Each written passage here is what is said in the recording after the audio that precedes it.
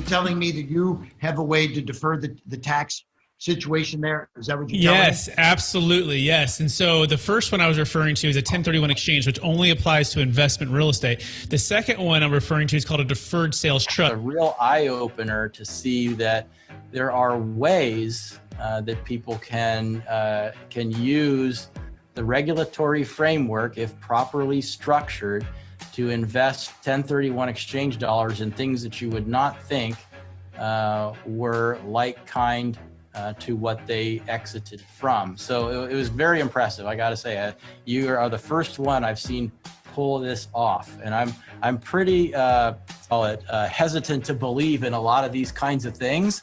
So it's a major feat for me to say, wow, this actually really worked, and it was really cool. 1031 is a way to shelter your income when you sell the thing.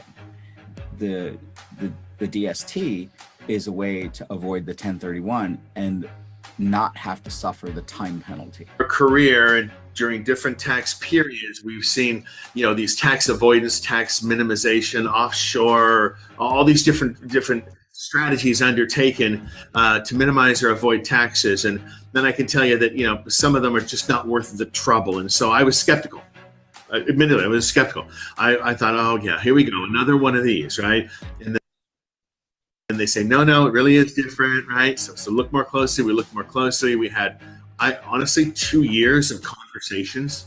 2 years. Now we were being due diligence at the same time that we were doing due diligence, but 2 years is a long time to be, sort of flirting with the idea of and getting to know the people and getting to really understand the transaction. Yeah, long story short, we got comfortable, although we are not tax attorneys, lawyers, or estate planning attorneys, that at least, from an investment perspective, that, it made sense to sell a highly appreciated asset, get liquid, hold that in this type of a deferred or installment sale type of instrument, and then just be in a position then to do the most important thing. I'm probably stealing your next question, which is time.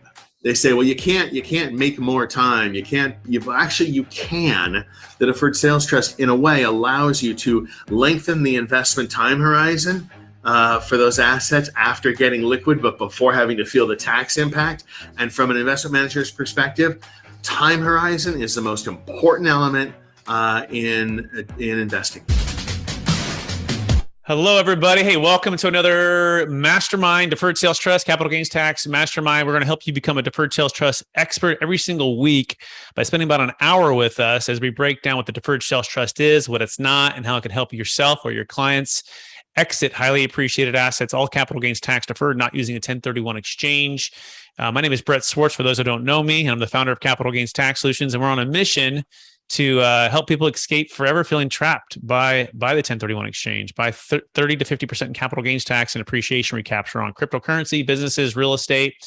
And, I believe everyone needs a coach and a guide who helps you exit well, because you build a business or real estate or you invest and you do very well, but all of a sudden you're going to exit and you've never really exited before in this high of a level, this high of a gain. And you need someone who's day to day helping people navigate this even more than your CPA who's filing tax returns. You need someone who's going to help you exit every time in a way that's going to give you freedom, flexibility, diversification, and the ability to create and preserve more wealth with a trust or with a strategy or investing into real estate. That being said, I can't do this alone. I'm with some amazing people. Our goal is to build a dream team. I believe that if we work as a team, we can all achieve more. And this is part of our masterminding with clients, past clients, new potential prospects, as well as one of the best, I think, financial advisors in the country. We call him the CPA Whisperer. And I think he's one of the best because he thinks beyond just traditional investments. Although he's an expert in that, he thinks about tax strategy. He thinks about real estate. He's an entrepreneur. He's so many things. Please welcome with me, Jake Miller. Jake, how we doing? Doing very well, Brett. Thank you so much for that introduction. It's great to be here, calling in from Dallas, from the Rosewood Hotel here in downtown Dallas. Excellent. Yeah, I was just in Dallas actually last week at Fort Worth, the Gaylord Texan. We saw Tony Robbins, who was amazing, and a number of other real estate experts and even health experts. Some cool stuff there in Texas. Texas is booming. We toured a property, Jake, 200 units in Allen, Texas. You know, part of what we also believe in is multifamily value add properties is a great way to build your wealth and be able to diversify within the trust. And so you want to find deals and with operators that are doing and buying and operating at a high level. And so had a chance to tour with the Ellis Hammond with Symphony Capital Group, which was awesome. And it was a B-class asset. It had rents between $400 and $500 below post renovation, but it had a tennis court, it had the 2 pools, it had a fitness center. It was 13 acres, low density. In fact, across the street was the property. Across from the property was a high school. Looks like a university campus where Kyler Murray, you know, the star quarterback for the Arizona Cardinals, he played at. Just a A+ location in Texas. Love Texas. Anyways, that's cool. So what are you doing there, Jake? What's happening in Dallas? We just have some companies, some businesses that are getting ready to sell, getting ready to buy, working with the people on both sides of the table and just helping make sure that the deals happen. It's a very exciting time for wealth to transition from one generation to the next, as well as individuals who are very entrepreneurial and those who are wanting to slow things down a little bit, where they can meet in the middle and make a deal happen. Absolutely. That's one of the values of the deferred sales trust, right? You can be passive or active. You know, you if you want to retire, you can. And if you want to be entrepreneur, you can. In fact, Jake and I, we just closed the deal for an entrepreneurial client. He's actually, he's like around 40 or so. And he just sold a business. And right now he actually wants to be more passive with that pile of money that he just earned and was able to defer that tax. And he's going to go into about, 80% into securities. He's more heavily into real estate and businesses right now, but his take was, let's do some real estate. We'll do about 20% into some real estate, but he thinks there's kind of a good opportunities to buy when the market's down a little bit. And so Jake, talk about a little bit about that strategy and that thought. And he's kind of putting that bucket over there. He's kind of releasing and giving the trust in us to help invest and manage that. And then as well, he's going to go and try to make another pile of money with new businesses. Absolutely. So this individual is an interesting fella. Again, as you mentioned, Brett, very young, very ready to keep pushing forward with a lot of other things. But he built this business up, sold it, made his money, captured it in the Deferred Sales Trust. And right now he wants it to sit on the side. He doesn't want to have to think about it. We went through the process to establish an appropriate portfolio in marketable securities that he would be comfortable with, that he would be happy with. And right now he says, hey, everything in the market right now is kind of a discount. And although there might be some volatility here in the short run, I don't want to look at this for 5 to 10 years. So let's just place it in a very good strategy as far as, overall what we're going to have as a portfolio. Let's just put it there. Let's forget it. And let's continue on with business as what he knows. He says, hey, Jake, I know what I know. And I know that I can make money. I know that I can build business. And I want you to build my asset over here. And so absolutely. Yep, that's great. And so what we do here every day, by the way, or every Friday, we talk about deal stories that are going on or deals that have just closed. And then we also give you a little bit of the vision and why we're here. And then we start answering questions from anybody. It can be a live deal. It can be a potential deal. It can be a deal for a client. It can be a deal for yourself. And so we're going to be opening up for questions along the way. But if you have questions along the way, it'd be great for you to put in the chat, your first name, where you're from, and then the question. And the question can be about the legality of the Deferred Sales Trust. It could be about the investment options of the Deferred Sales Trust. It could be about, the flexibility of the payment stream. It could also be about estate tax, right, Jake? We're working on some very, some large deals for folks that are above those $24 million marks, married or 12 million single, meaning anything above and beyond that subject to that 40% death tax. Jake, if you want to touch on the value of the Deferred Sales Trust as it pertains to moving funds outside the taxable estate, without having to use life insurance, charitable giving, or having to give it all the way to, 20 kids that you maybe only have 2 kids. You can't gift it away fast enough. Absolutely. And before I dive deep into that, Brett, one of the things that we really need people to focus on and be aware of is the sunset of the Tax Cuts and Jobs Act in 2026. Pretty much whatever the limits are right now, that's going to change. And very likely it'll roll back to what it was. And that's almost in half of what it is today.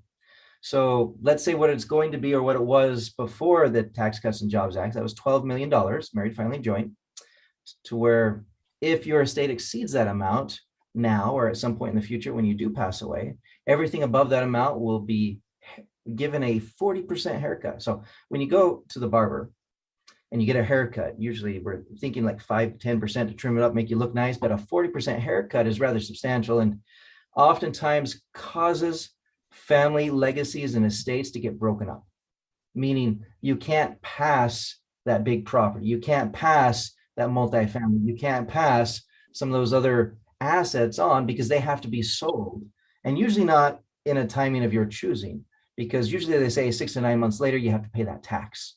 So it's typically a fire sale, Brett, meaning there may not be a market, there may not be a buyer, but you have to liquidate to pay that 40% tax.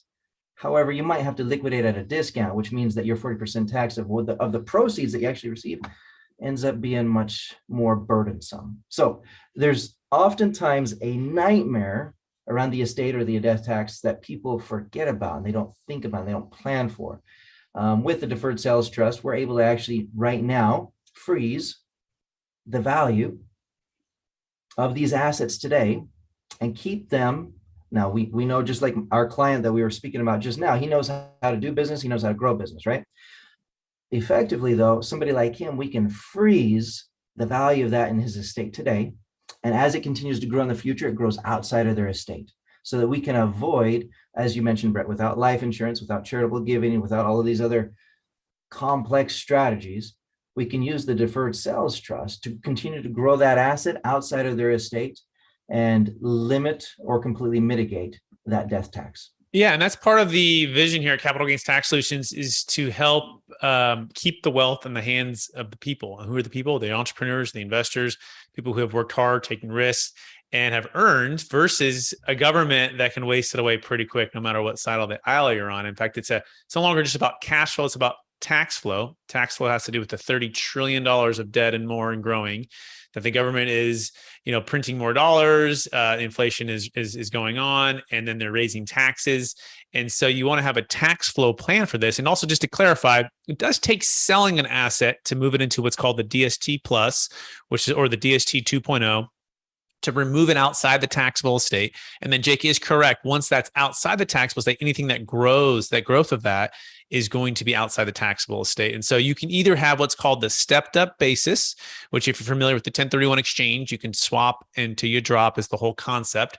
Whereas upon death, your heirs can inherit the property at a stepped up basis, meaning they can walk away if they sell it for that same value upon your death, would be capital gains tax free.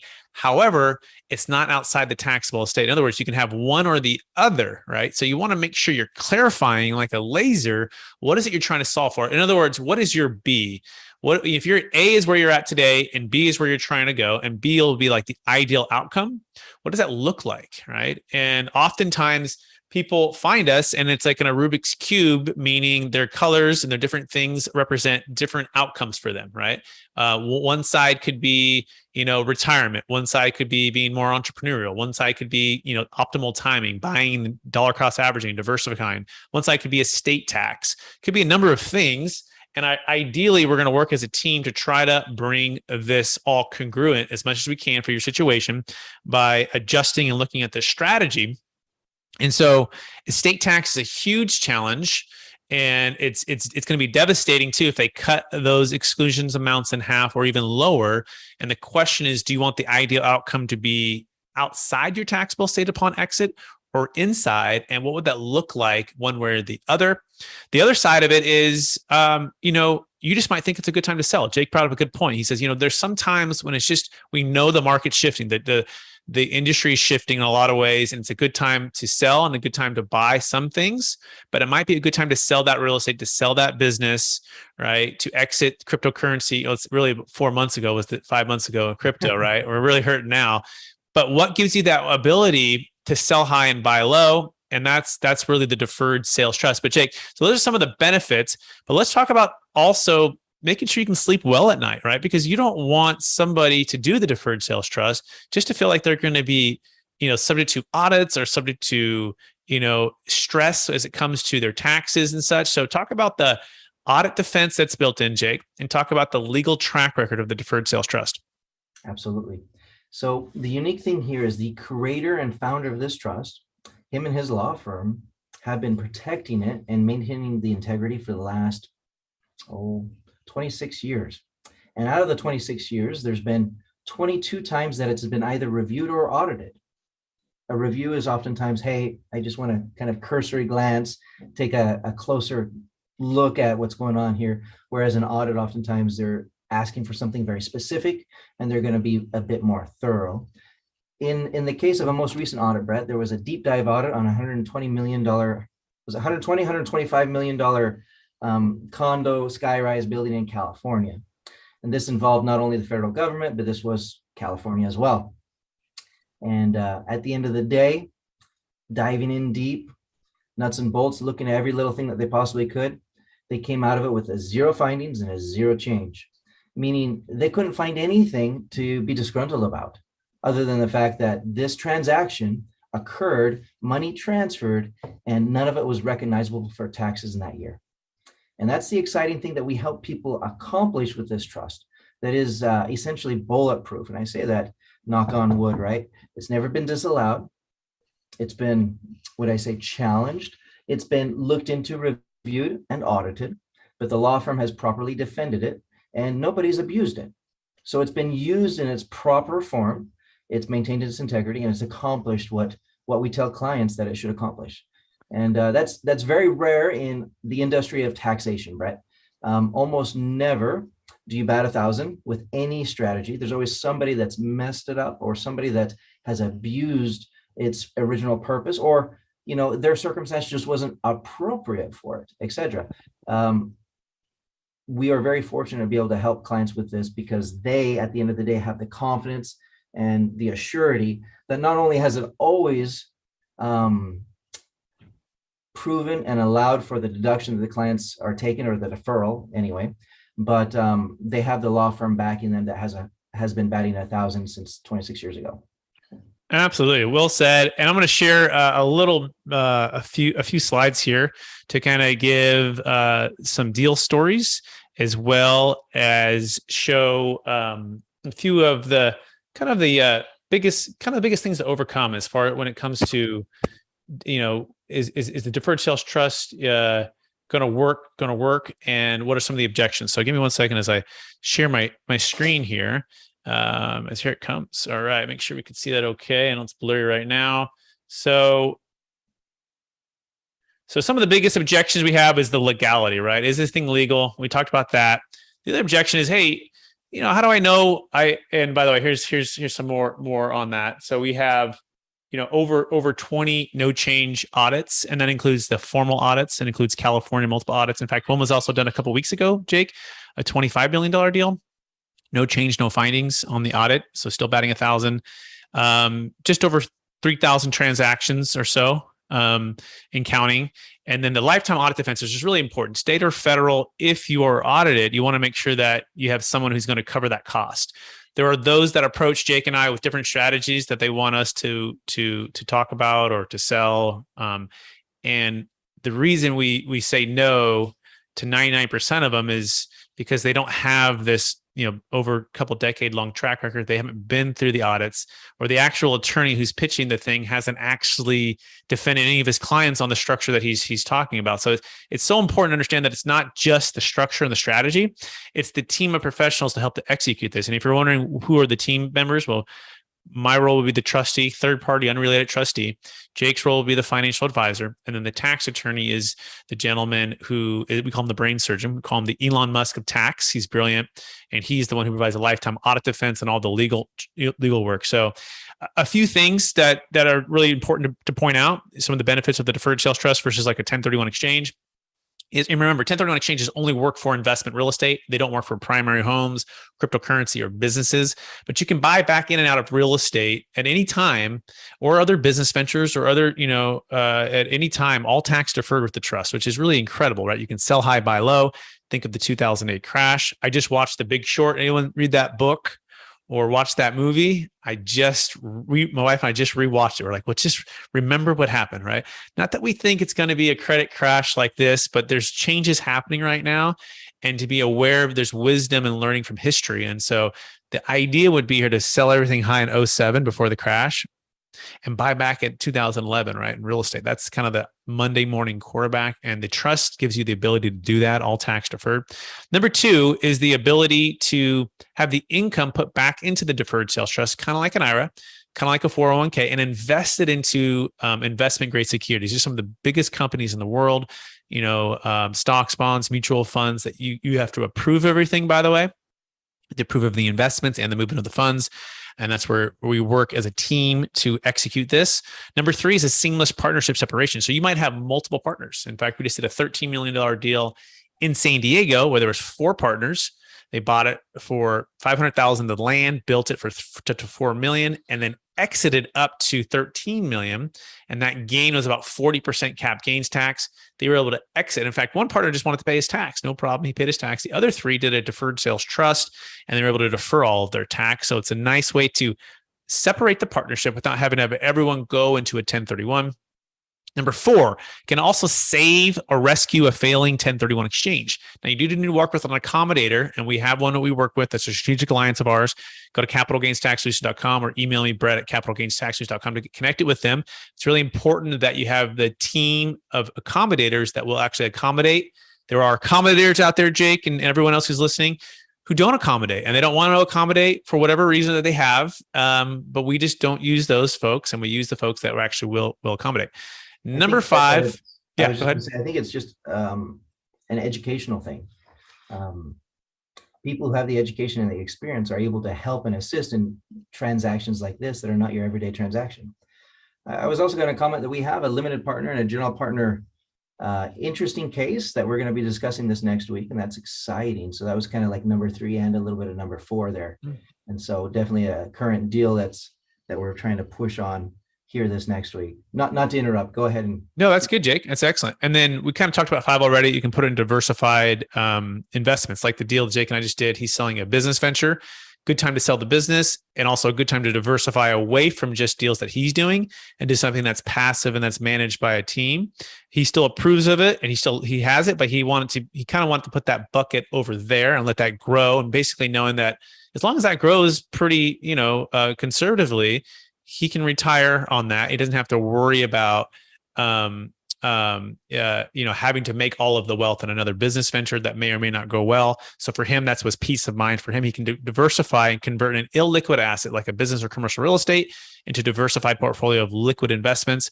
And then we already talked about number 6, which is moving funds outside of taxable estate, which eliminates the 40% death tax. Okay. And so here are a couple deal close stories real quick. There's a $48 million deal done in Las Vegas, and this is actually done for the 5th time for these clients.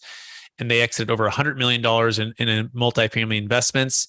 They were GPs, so they weren't, all 48 million wasn't theirs. The deal sold for 48 million. It was complex, and one LP actually used the deferred sales trust for their position, and then as the 2 GPs, they used it for the majority of their position, and the rest of the LPs got paid back. They were smaller accounts. Our minimum size, by the way, is $1 million net proceeds, $1 million gain per client per transaction, unless there's 2 at $500,000 each. In fact, here was another one they did just a couple of months prior, a $33 million exit in Phoenix. Here's a deal for a new client out of Texas. Sold an $8 million piece of land. In fact, they tied it up this one's about 5 and then sold it at 8, did some improvements. And that difference was the delta that was able to go into the trust. Also, notice that it was in one day. It was short term. It wasn't didn't have to hold it for more than a year. Whereas the 1031, you got to hold it for more than a year. Oh, no, it's going backwards. Here's the deal in San Diego I was telling you about. It's called the Extreme Car Wash. And they were able to defer a lot of tax. It was like 12.75 million. So almost 13. Here's a deal in Denver, Colorado for a client. We had to do a partial Delaware statutory trust there, which often gets confused with the deferred sales trust, but they're different. Delaware is just a 1031 option. But this deal, they had a mortgage over basis. So we had to replace some debt over basis. And then the majority could go into the deferred sales trust. Here's one in Tucson, Arizona. This client, he's just like, Brett, I've been managing this property for 25 years. His name's Chuck. He's like, I'm 70 plus years old. He goes, it's senior housing, and it's not, I'm sorry, it's student housing. And he goes, you know how many calls I get, how much craziness has gone on? This is by a university. And he's like, you know what? I'm just done. And he goes, let's just put it 100% into the biggest companies in the world. If they all fail, then I'll pay my, I'm out. But this is an amazing opportunity. He sold at a good time as well. So that being said, I'm going to open up for questions here from any of the guests. You can chat in the chat, or you can unmute yourself, and then Jake and I are happy to answer those questions. And by the way, if you want to take action right now, you can go to capitalgainstaxsolutions.com to get started on your deferred sales trust, as we're waiting for anyone who has any questions whatsoever. We want to also welcome Juan. Looks like Juan is maybe the first time I've seen Juan here. Micah, nice to see you again. And there's just a couple of others here today. So anyone have any questions or thoughts? And otherwise, Jake might throw a question out there to answer. Yeah. So Brett, I think that sometimes we get brought in a little bit late in the game after clients have already considered several other strategies that perhaps aren't as complete. They solve maybe just part of the concern, part of the issue, or a lot of charitable strategies. Where at some point they're actually giving up the asset. I know that you've done maybe 2 or 3 now little podcasts on charitable remainder trust and some of these others in how they are different or similar from like the deferred sales trust, or what they accomplish versus what the deferred sales trust accomplishes. And I would love if you wouldn't mind just touching on that high level, take 2 or 3 minutes and talk about a charitable remainder trust and how it is, what it does versus what a deferred sales trust does. Yeah, good question. And the big concept is the DST is like a CRT without the C. In other words, no charity is required. So a lot of our clients, even us, we're very charitable, but really 100% charitable. So again, back to the concept of what is your A? What are you trying to solve for? What's the problem? Where are you at? What's holding you back? And then what is your B? In other words, what's your ideal outcome? Where do you want your funds, your capital, your equity, your legacy, your wealth to be? And if it's, hey, I want it to be 100% with charities, amazing. Then you in fact don't need us. We would actually recommend that you go with a CRT. We would, we don't do those ourselves. We specialize in the deferred sales trust. So we have other attorneys that can do that. And that's amazing. Like that's what you want to do.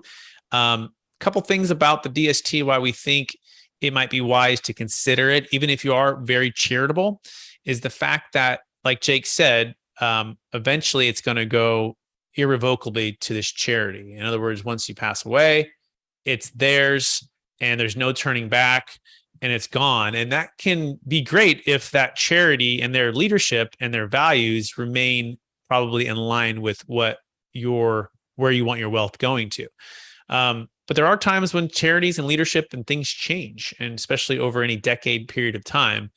And so you want to ask yourself, do I want the flexibility to be able to change or move from charities? And there are ways to do, and Jake could speak on this, where you can start to have like a charitable fund, and you have some flexibility about what charities it goes to. So there are some ways to do that, but just be careful the way you set it up, that you're not supporting or even the kids inherit.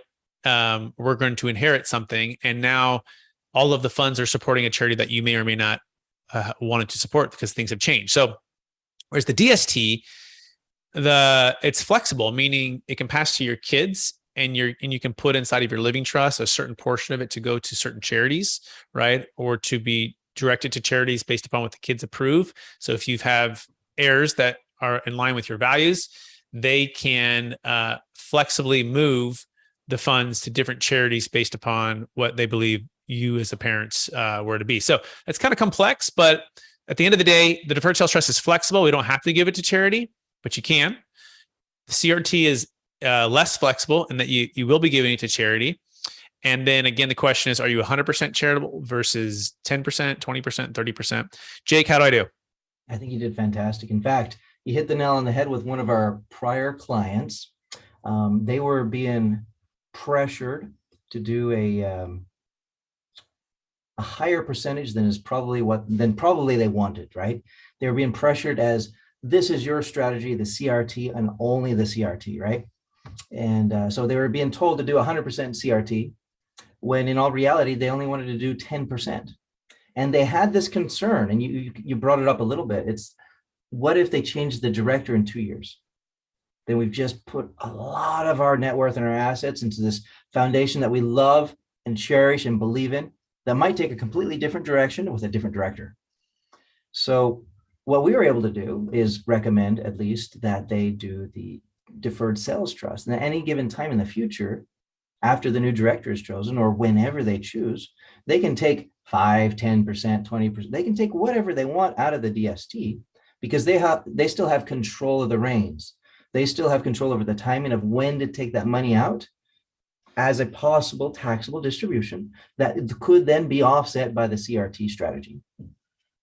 It's beautiful, right? It's just the flexibility. We call it Netflix versus Blockbuster, right? It's the same reason we like it versus the 1031, which has the 45-day, 180 like-kind requirements, debt replacement requirements, whereas the deferred sales trust has none of those, right? So you have no timing requirements, no like-kind requirements, and that flexibility of diversification, liquidity just creates a way that feels more like a seamless Netflix scenario versus having to drive to a Blockbuster and return the movie in 3 days. So these are all the things that we love about the deferred sales trust. This is why we're here, to give you the pros and the cons. What are some of the cons though, Jake? I mean, we're talking about all the beautiful, shiny things here with the deferred sales trust. Like, what would you say, someone, why wouldn't they use it? Like, what's kind of the downside? If somebody literally should not sell their property, we were speaking with an individual, 83 years old, and he was looking for the most appropriate way to pass on his house. And it was a very expensive mansion of a house, right? And was considering, hey, should I do the deferred sales trust and sell it? And should I sell it to my kids? And in all reality, that just didn't make any sense, because the kids could get a step up in basis and inherit the house, the physical tangible asset. There was not a need to have any sales transaction before. In fact, that would be to his detriment from a tax standpoint. So anybody who wants the asset itself, if it's not going to exceed the death tax limitations, that they should just allow it to pass upon death, which would get a step up in basis. Using the deferred sales trust, we are essentially selling an asset, and we are no longer eligible for a step up in an asset that we don't have. Perfect. Yeah. So that's one reason. The second reason might be the deals isn't big enough. Like, in other words, the math doesn't work. And what is the math? I mentioned it a little bit before. It's 1 million net proceeds, $1 million gain. And the reason is because on that gain, 25 to 50% is the tax liability. That's state, federal, Obamacare, and depreciation recapture, depending on the asset that you own and how much depreciation you've taken. In fact, those also might go up by another 6 to 8%. We'll see here federally. So that is important. We want to make sure there's enough pain, if you will, or enough tax liability to be able to defer in order to make sense of our fees. And I'll talk about the fees. And so the math has to work. Our fees are typically 1.5% of the first million, one-time fee, and 1.25 on anything above that on the gross sales price. That's to the tax attorney, and he provides all the lifetime audit defense. So if it's $1 million deal, you're looking at $15,000 one time at the close of escrow. Now, the recurring fees for Jake and I, on average, are about 1.5% to 2%, just depending on how and where the funds are invested. So if it was $1 million, it'd be about $15,000 to $20,000. That's a recurring fee, no matter how and where the funds are invested. And so that's where we have to do the math. You think of it like this. If you're in California, which is 40%, you could sell at $1 million and pay 40% if the gain was $1 million. And that would be, a zero basis. So that'd be a $400,000 tax. Or we can roll all million into the trust and out earn, hopefully use the government's money, which, by the way, they're charging you 0%. It's like a zero interest loan from the government, that $400,000, 0% on that. And try to earn, we typically earning somewhere around 8% net of Jake and I's fees. Not a guarantee. We have to go make the money. That's the goal. But that's the thought. If I can earn and live off the interest, where most of our clients, that's how they'll structure it. They'll structure with interest-only payments somewhere between 5 and 6%, maybe, even though it's earning the 8%. And they'll pay ordinary income tax on that. But essentially, the fees have to, and the ROI of the deal needs to make sense. And so that's number 2 reason why you might not use it, because your deal's not big enough. Jake, can you think of a third reason? Third reason, what may or may not make sense.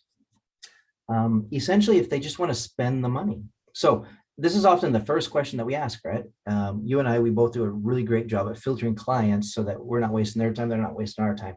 What do you want to do with the proceeds? Some of them mentally already have the proceeds spent on like personal stuff. We met with a guy really early on when you and I first got to know each other, Brett, and this individual wanted to build his dream home with the entire proceeds, and they wanted to not pay any taxes on it. And well, this is not the tool for that, because essentially, if you do use this business trust for anything that is deemed personal in nature, like your own Ferrari, your own home, something of that nature, then that is a distribution from the trust to you, and that is taxable. Well said. Now, clarify, if that big home on the beach or in Colorado on Airbnb, Breckenridge, and it's a rental home, right? And you're renting it out for business purpose, no problem. In fact, that's one of our favorites, right? Because you probably made money doing something like that before. And as long as it's invested into an investment of business purpose, that actually spurs jobs, spurs people to build more properties, tax deferred all day long. In fact, one client sold a $2.6 million business in Alabama, and he used a portion of the funds to build 70 multifamily units with a partner in Tennessee. Ground up development, all tax deferred, right? And then on that development, he's also rolling the gains into the trust as well. So it's definitely works for Airbnb, rentals, construction, as long as it's invested in a business purpose and it's not your primary home. Now, can you have a car business that you're renting luxury cars out? Yes, it needs to be a legitimate business. And if the IRS were to parachute in 365 days, are you legitimately running a business? As long as you are, the trust funds can be used to partner with you and invest into businesses, right? But we don't cross that line. We really clarify, like, is this gonna be your primary home? Okay, well then just take a distribution of that difference. And that's one way we solve for this, by the way. You might have a $5 million sale and a $2 million tax, and you put all $5 million into the trust, but you may not need $500,000 or $1 million to build that house or for that down payment. Well, let's take an immediate distribution of that. You pay your tax on that. Use that for the down payment to take on your next property or your next personal use. It's your money. You can pay tax on it. We just want to make sure we follow the rules so that we have integrity here. So, yeah, Jake, those are the main ones I can think of. Anything else come to mind there, or should we've talked about the legality, we talked about flexibility, talked about reasons why you maybe wouldn't use the trust.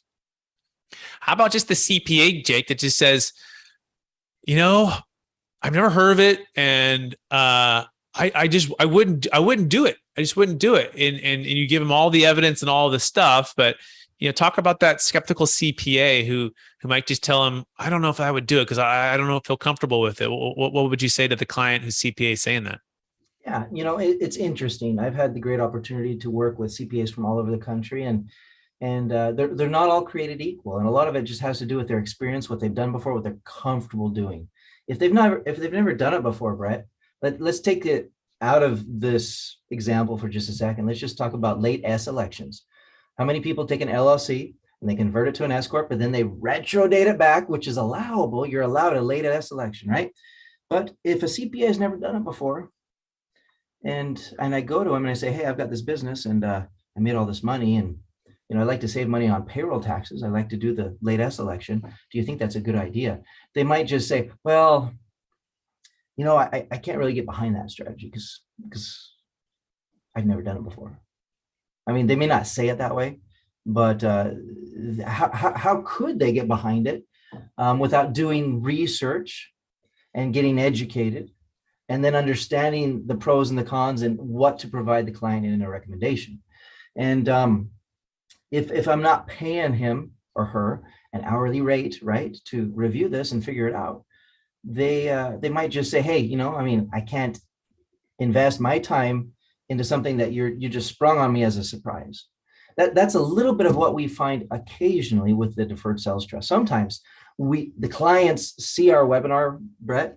They hear the podcast, they're in the gym pumping iron, whatever, and they hear about this, and they have an opportunity to participate, and they call up the guy that files their taxes every year that has never done one of these before.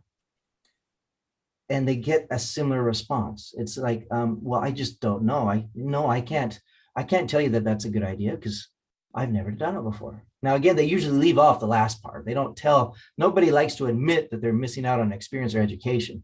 They always want to be the smartest person in the room for the client, which is why we work really well with other professionals.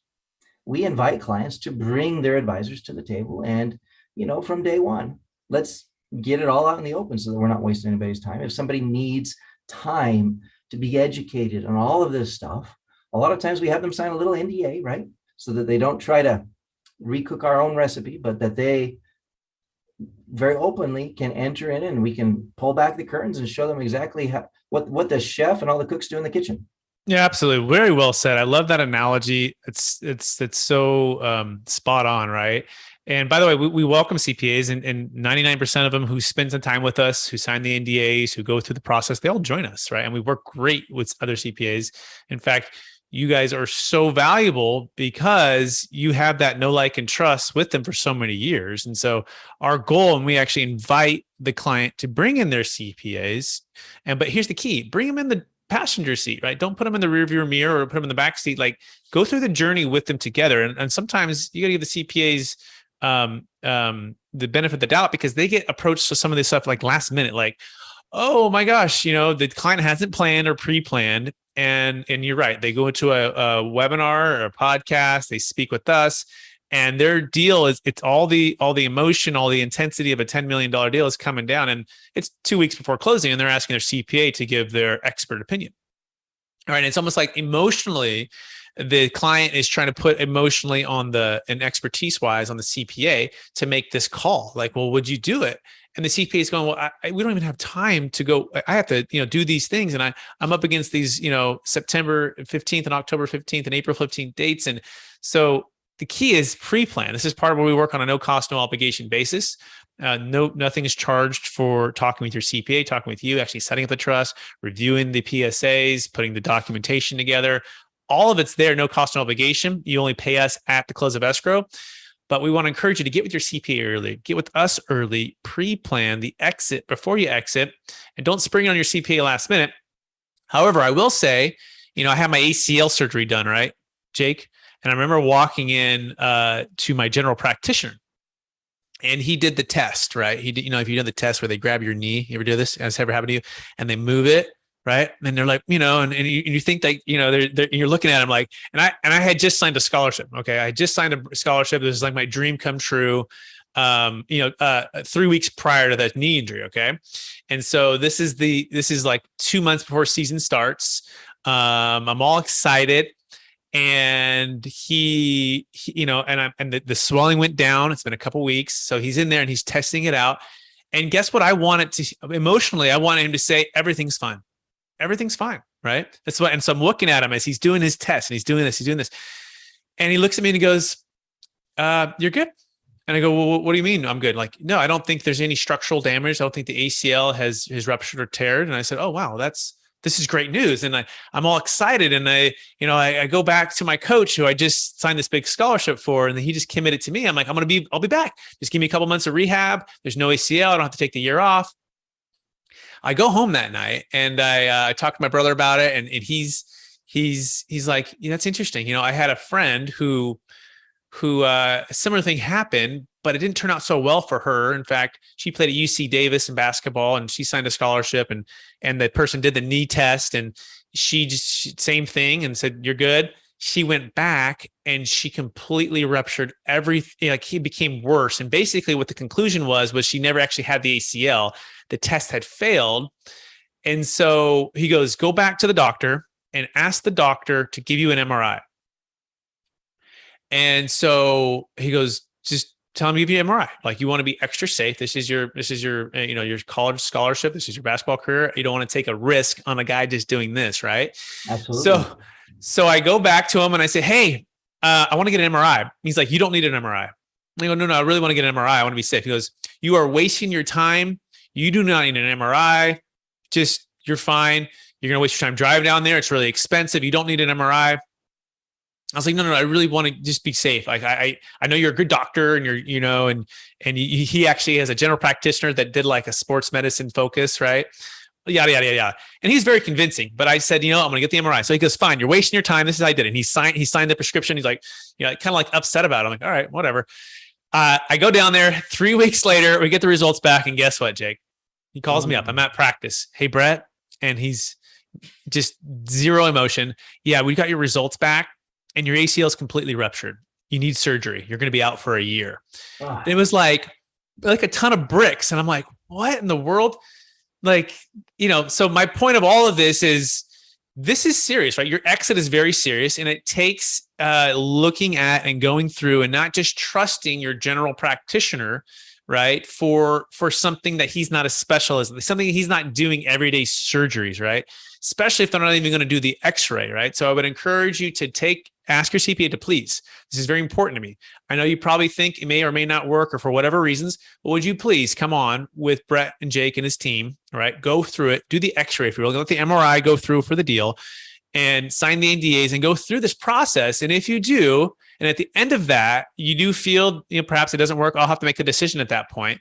But I am confident, and at least Capital Gains Tax Solutions and Brett and Jake are confident that if you go through that process, you will feel much better. Okay. So Jake, any thoughts on that story? It's absolutely true, Brett. I mean, it's a great parallel at, what CPAs and what other people do all day, every single day. If this isn't it, bring in the people that it is. And this is what you and I do every single day.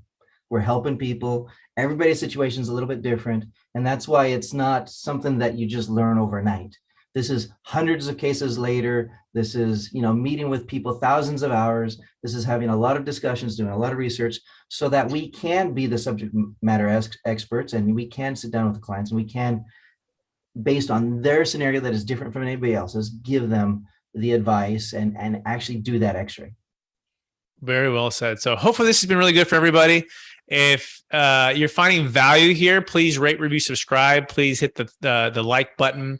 If you have any questions, you can always join us every week, every Friday, 10 a.m. Pacific Standard Time, 1 p.m. Eastern, where Jake and I and the team will be here to go through and help you become a deferred sales trust expert.